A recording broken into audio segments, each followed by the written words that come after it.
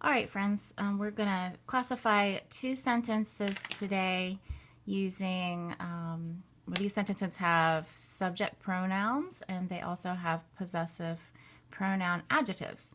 So we're going to classify these. First, we're going to start with this top one here. Let's read the sentence. We cleaned up around our messy house.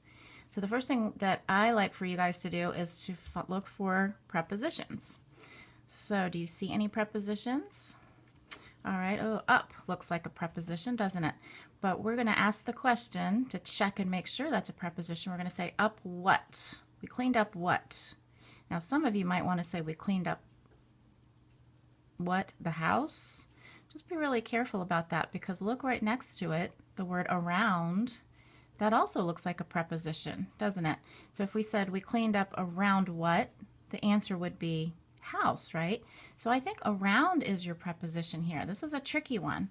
So we're going to label around P for preposition. Around what? House. House is your object of the preposition. What kind of house? Messy house. That's an adjective because it tells what kind of house. And then our house. Whose house is it? Our house. Now remember, our is one of our possessive pronouns. And we're going to label that possessive pronoun adjective because it's acting like an adjective. It's describing the house. Whose house is it? And what do we do with our prepositional phrase? We put parentheses around it like this to set it apart. Now what do we have left? If we read the sentence without this prepositional phrase, we have we cleaned up.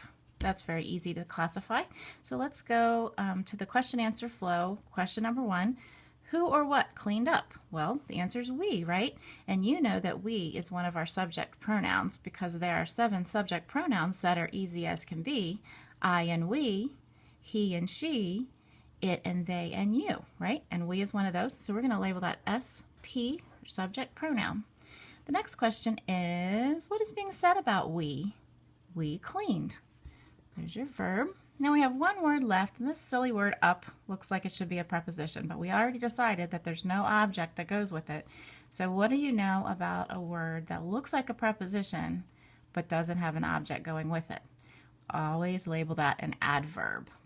And if you think about adverb, the adverb questions are how, when, and where, right? So we cleaned where or how up. We cleaned up. All right. The next step is we do our sentence pattern, subject, noun, verb, pattern 1, check. Go to the end of the sentence, we see a period, statement, declarative, and declarative is your abbreviation D for declarative. We're going to go to the verb. Where's that verb? There's the verb.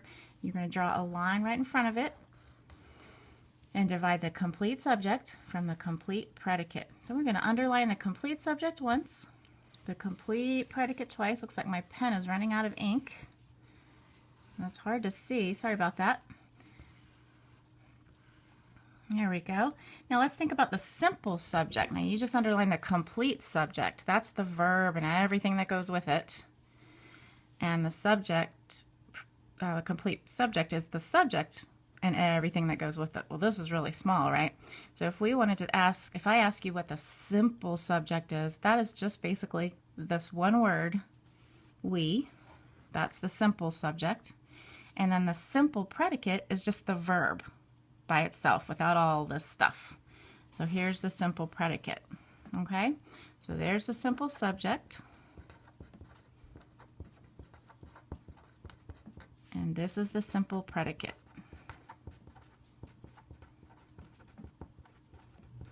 Remember, the simple predicate is the same thing as the verb. Okay? All right, now let's look at this next sentence down at the bottom. Let's read it first. Go to your room immediately! Exclamation point. All right. So let's look first of all to see if we find any prepositions so we can get those phrases out of the way to make our sentence easier to classify. Do you see any prepositions? To. Very good. To what? Room. So we don't know it's definitely a preposition. So we're going to label to with P for preposition. To what? Room. Object of the preposition. Whose room? Whose room is it? Your room. What do you know about the word your?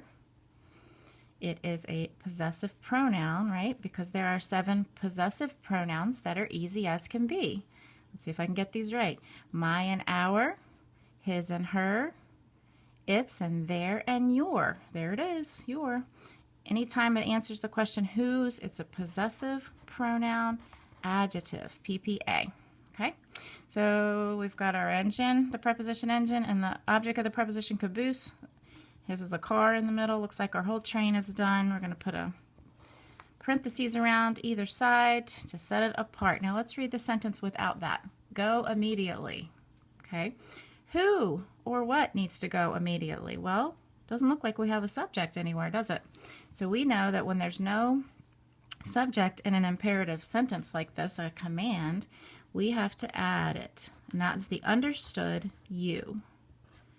We understand that the command is for you, okay? So we write you with parentheses around it, right in front of the sentence, and we label it subject pronoun because you know the subject pronouns. You've memorized those, I hope.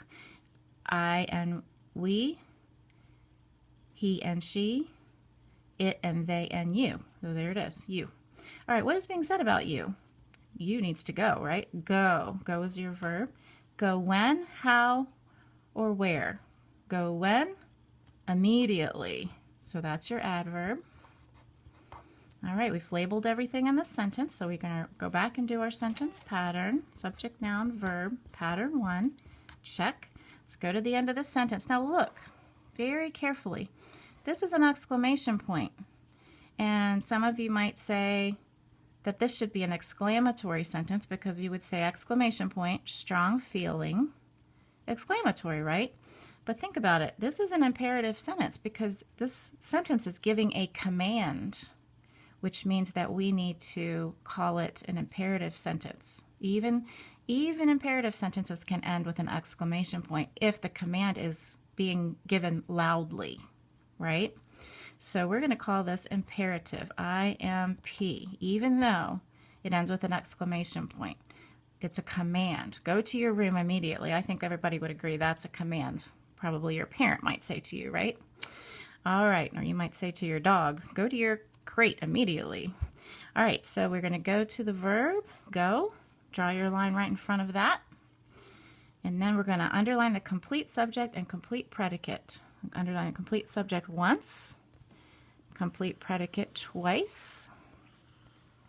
And now I'm going to ask you, what is the simple subject?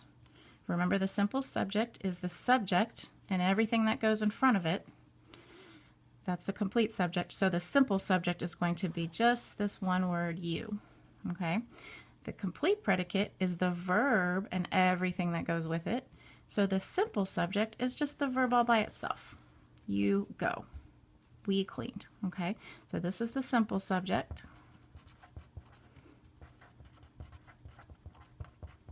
And this is the simple predicate. And remember, the simple predicate is the same thing as the verb in the sentence. All right, good job. You guys did a great job. I hope you could understand that and that you now know how to classify sentences that have